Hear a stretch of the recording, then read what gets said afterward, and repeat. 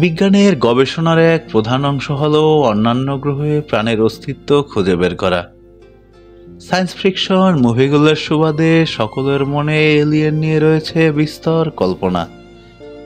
যদি ভিনগ্রহীদের রাজ্য খুঁজে পান পৃথিবীতেই, তবে কেমন হয়?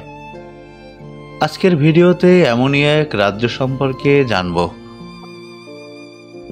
আরব সাগরের মাঝে এমনই এক দ্বীপ রয়েছে যেখানে স্বয়ং এলিয়েনদের দেখা না মিললেও ভৌগোলিক পরিবেশ এবং গাছপালার রকম সকমের কারণে তাকে এলিয়েন দ্বীপ বলা হয়ে থাকে, যেটি কয়েক মিলিয়ন বছর ধরে পরিত্যক্ত এবং মানুষের জ্ঞানসীমার বাইরে ছিল।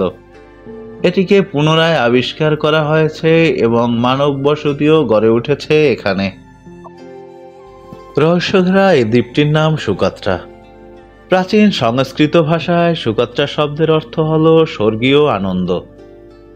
কল্পকাহিনীর ভিন্ন গ্রহের মতো অদ্ভুত সব উদ্ভিদ আর লতাপাতায় চেয়ে আছে এখানকার প্রকৃতি। এই ভূপ্রাকৃতিক সৌন্দর্য ভ্রমণ পিপাসুদেরই নয়, বিজ্ঞানীদেরও কৌতূহলের অন্যতম জায়গা। আরব সাগরের মাঝে জেগে ওঠা ইয়েমেনের এই দ্বীপকে মধ্যপ্রাচ্যের আরব রত্ন নামেও ডাকা হয়। ভিন্ন ধারার স্বতন্ত্র উদ্ভিদ ও জীববৈচিত্র্য সমৃদ্ধ থাকায় সুকাত্রা দ্বীপ বিশ্বের গুরুত্বপূর্ণ একটি ভৌগোলিক অঞ্চল। সুকাত্রা উদ্ভিদের 37%, সরীসৃপের 90% এবং স্থল শামুক প্রজাতির 95% বিশ্বের অন্য কোথাও পাওয়া যায় না। সুকাত্রা দ্বীপকে ভিন্ন গ্রহের মতো দেখতে বিশ্বের সবচেয়ে অদ্ভুত জায়গা বলা হয়। সুকাত্রার স্থানীয় আদিবাসীদের সংস্কৃতিও সেখানকার প্রাণী ও উদ্ভিদের মতো বিপন্ন। দ্বীপটিতে প্রায় 50,000 মানুষ বসবাস করেন। সুকাত্রা দ্বীপের প্রধান আকর্ষণ ড্রাগন ব্লাড ট্রি। অদ্ভুত আকৃতির এই গাছ থেকে লাল রঙের আঠালো পদার্থ বের হয়।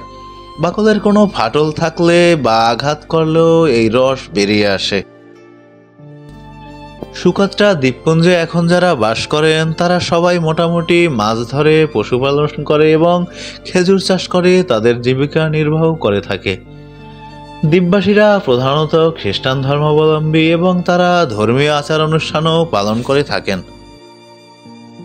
1999 সালের জুলাই মাসে আন্তর্জাতিক একটি বিমানবন্দর স্থাপন করা হয় সুকাত্রা দ্বীপে, যার ফলে পৃথিবীর বিভিন্ন প্রান্তর সাথে যোগাযোগ ব্যবস্থা আরও উন্নত হয়েছে। সুকাত্রা বিমানবন্দরটি এর প্রধান শহর থেকে 12 কিলোমিটার পশ্চিমে অবস্থিত।